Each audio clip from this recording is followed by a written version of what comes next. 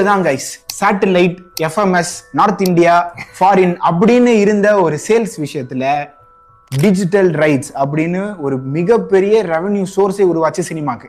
இவங்க வந்த உடனே எல்லா படத்தையும் 50 கோடி 100 கோடி 150 கோடின்னு கண்ணை மூடிட்டு வாங்குறாங்க.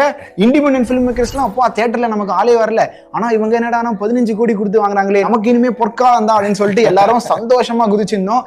That is our golden age. கிட்டத்தட்ட ஒரு 100-200 கோடி ரூபாய் கலெக்ட் பண்ற படம் திடீர்னு 300 கோடி ரூபாய் கலெக்ட் பண்ணுச்சு இதனால மட்டுமே. ஆனா இங்கதான் பிரச்சனைகள் எல்லாமே ஆரம்பிச்சது.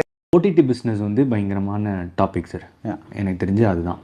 ஏன்னா ஒரு 2 years பேக் அதோட level of business and boom வந்து எல்லாமே இந்த ஓடிடி பிஸ்னஸை சுற்றி வந்து பண்ணிட்டாங்க.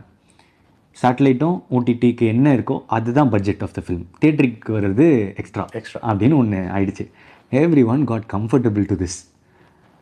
இப்போது திருப்பி இது வந்து பழைய நிலைமைக்கு போனதுனால இப்போது ஃபஸ்ட்லாம் எப்படி இருந்துச்சுன்னா, நம்ம ஒரு ப்ராடக்ட் நல்ல ப்ராடக்ட் பண்ணுறோம், தேட்டரில் ஓடினா காசு இல்லைன்னா அவுட்டு, இப்படி தான் இருந்துச்சு முன்னாடி.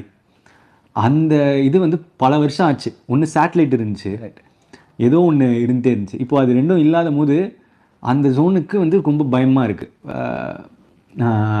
நிறைய ப்ரொடியூசர்ஸ்க்கும் இதுக்கும்.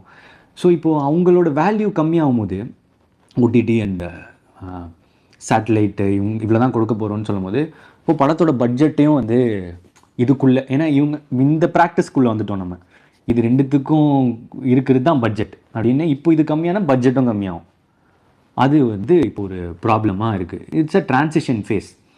இந்த ட்ரான்சிஷன் ஃபேஸ் முடிஞ்சிச்சுன்னா மேபி இதுக்கு அக்கஸ்டம் ஆகிட்டோம்னா திருப்பி அந்த பழைய இது வந்துடும். நல்ல படம் பண்ணுவோம், ஓடிச்சுன்னா காசு, இல்லைன்னா இல்லை, அந்த இடத்துக்கு வந்துடும்னு நினைக்கிறேன். ஸோ இது ஒரு இக்கட்டான ட்ரான்சிஷன் ஃபேஸ்ன்னு நினைக்கிறேன்.